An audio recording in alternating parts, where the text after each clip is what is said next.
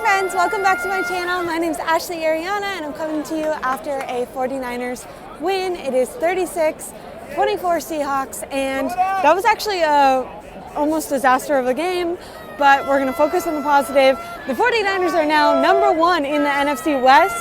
Baby, how crazy. We were setting stuff on fire. People are really excited. We were calling for everyone to be fired last week, and they honestly, I feel like their most important issues that they needed to fix were the defense needed to get stops, Brock Purdy needed to play a clean game, the whole offense and defense needed to play a clean game, no turnovers, and special teams blunders needed to not happen. The 49ers fixed two of those three problems, I would say. Oh, and their red zone, which they also didn't totally fix. But this is positive. For the positive news, 49ers are now number one in the NFC West. Brock Purdy played a clean game. No turnovers for the 49ers, 0 on their end, and they got 3 from Geno Smith. Should have been more. Geno is completely trash. Holy shit. By the way, if he was a more competent quarterback, what's up? If he was a more competent quarterback, maybe the 49ers don't win this game. But luckily, Geno Smith is trash, and the 49ers, after a lucky... Pick the first play of the game, it's a fucking flop. Yeah. It was bad right away. You knew it. Hey, but go Hawks. Oh, are you a Seahawks fan? I'm sorry. You beat us a lot with Russell Wilson. I'm actually from Vancouver. There you go. Seahawks! You can't yell Seahawks over a loss, right? Brock Purdy played a clean game. Jordan Mason ran incredibly. Isaac Guerendo didn't look like a good backup for him when Jordan Mason, by the way, injured shoulder. I'm crossing my fingers. They have 10 days to recover, a little mini bye week before the Chiefs. Mason was doing fantastic before getting injured. Isaac Guerendo had a slow start filling in for him, but then literally they won the game because Isaac Guerendo ran all the way down. They got the ball. It was so crazy. The 49ers were leading by quite a bit, but it looked like they were going to blow the game. The Seahawks walked down the field. Tyler Lockett scored a touchdown. The 49ers get the ball back with under 2 minutes left. The announcers on TV and everywhere were saying all they have to do is stop the run. All the Seahawks have to do is stop the run, get the ball back, and they could, win this game. Luckily, they friggin' did not, because Isaac Guerendo ran all the way down the field. He could have scored a touchdown right away, but he was trying to burn clock.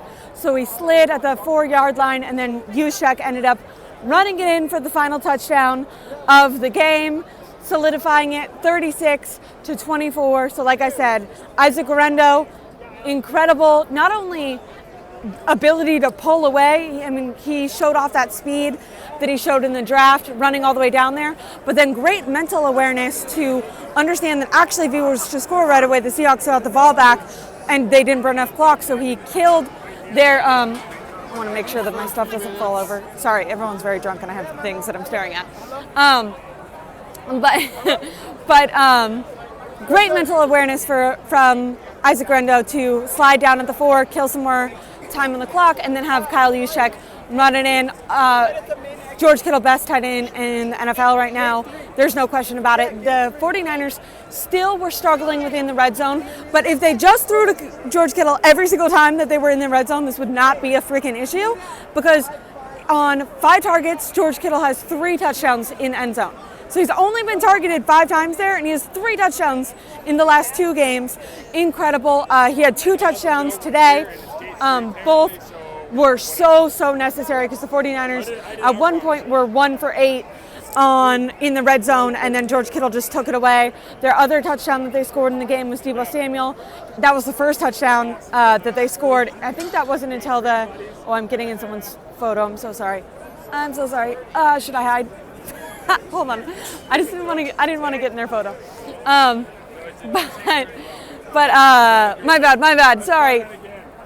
I thought it'd be fun. I was going to go back to the hotel, but I thought you guys might like to see the outside of the stadium. By the way, insanely impressive stadium, the loudest stadium I've ever been to. Jed York at Levi's together. This is such a more beautiful stadium than Levi's, and it's also like insanely loud. But yeah, so Geno Smith being trash was, I mean, that he was the best he was the best offensive player the 49ers had tonight, aside from Jordan Mason, who, like I said, hurt his shoulder, but they have 10 days before they visit the Chiefs. So hopefully Jordan Mason is fine. Isaac Rendo did do good at the very end, running down the field for a touchdown. He has that speed, but in those short distance blocks and or short distance runs where he has to run straight through men, he's looking to bounce out, and Seattle safeties and cornerbacks were able to tackle him, and he was like missing open holes that if you just had a little more patience, Trent Williams and George Kittle were helping open up those. But like I said, Isaac Rendo, maybe it's because he's a rookie, he has to get involved or get a little bit more patience going with those. Hopefully, though, that won't be an issue, and Jordan Mason will be healthy by the time we play the Chiefs.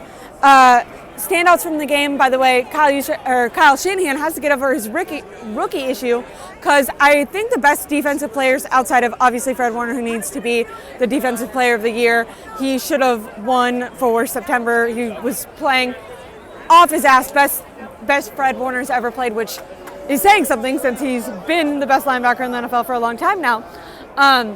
Had an incredible game, but for rookies, Malik Mustafa, he subbed in for Hufanga, who unfortunately is on IR with a wrist injury, now just coming after he returned from the ACL injury, injured his ankle, played for one game. He wasn't looking like himself anyway, so hopefully Hufanga can heal.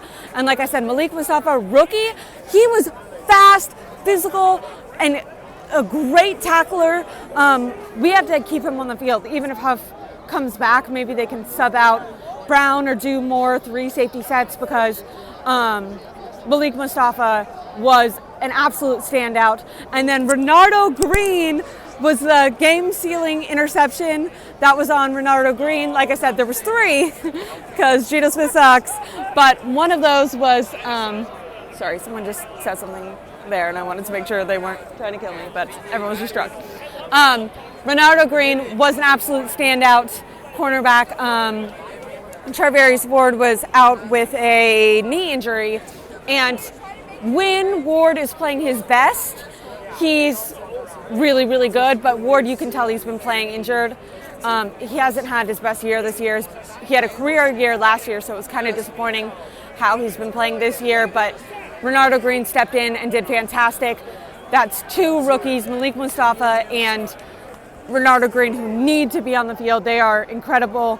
They are exciting to watch, because rookies are only going to keep getting better, and they're on cheap contracts. It feels good to be a 49ers fan and actually feel like the draft might have got you some impactful players. They've had a lot of misses in the draft, so it's very exciting for them to have came out good. Like I said, Brock Purdy started the game off a little bit rough, was holding the ball really a little bit too long. He was bailing out of pockets a little bit too early, doing a lot more of his running stuff. Now, sometimes that was key. He definitely needed to when the offensive line was breaking down, and it was very necessary. There was a lot of cheers for his runs that ended up in first down that kept the 49ers on the field. And I want to say he settled in around going into the second quarter, and then just played excellent football, distributed the football. Someone who didn't make a huge impact was Brandon Ayuk, but I think that was more due to his targets, because when he was targeted, he made good catches. But like I said, if anyone, this was a standout game for anyone on offense besides Jordan Mason, it was George Kittle, who scored 2 touchdowns, did really well.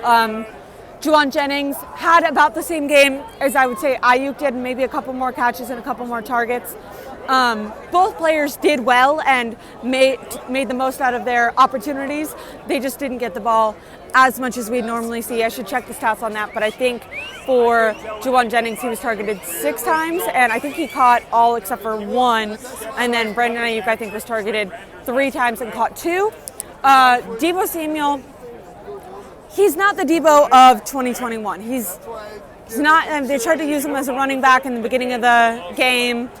that doesn't work. The run game in Debo doesn't work. They need to get him on screens. He was the one that scored, like I said, the first touchdown. They were struggling to score in the red zone, and he ran like 70 yards, so they didn't even get to the red zone. He made that a touchdown, and it was just nice to finally not kick field goals.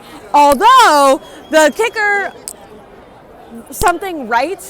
Mason Wright, something Wright, I forget his, Mitch Wright maybe, but the kicker that's filling in for Jake Moody, who's on IR, made every single one of his kicks. What happens if that kicker makes every single one of his kicks for the 4 weeks that Jake Moody's on IR? Because Jake Moody was a third-round draft pick, so obviously they want to play him. He's also a rookie, but that guy was on fire. I mean, the pressure did not get to him at all. Every extra point, every field goal, phenomenal. Mitch Wischowski also had a really good game.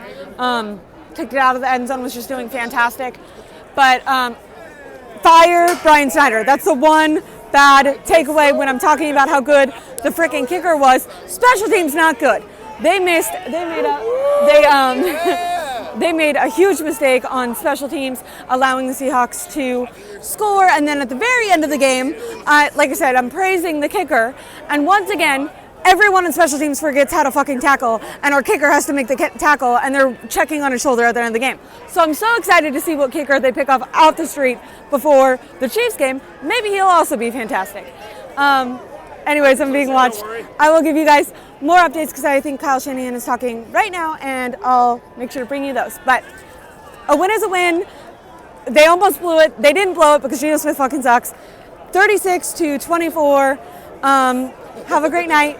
It was so nice to be in Seattle. Like I said, the stadium was the loudest, most impressive stadium I've ever been. And Seattle in general has been really nice, so I'll have lots of photos of that to come, and I'll bring you all the injury updates. Maybe we'll get an update on Jordan Mason. Oh, also, Aaron Banks left the game, but I will say Spencer Burford didn't do too bad. So Aaron Banks we need an update on. George Kittle left the game for a second, but he came back, so we need an update on him. And Jordan Mason, we need an update on him. And maybe even the fucking kicker now because his shoulder. Fire Brian Snyder. That's the takeaway. 49ers run the NFC West, and Brian Snyder needs to be the hell out of here. Like and subscribe. Please leave a comment because I think that helps with everything. I really appreciate it, and I'll look for my next video coming in about 30 minutes. I appreciate it. Love you guys. Bye.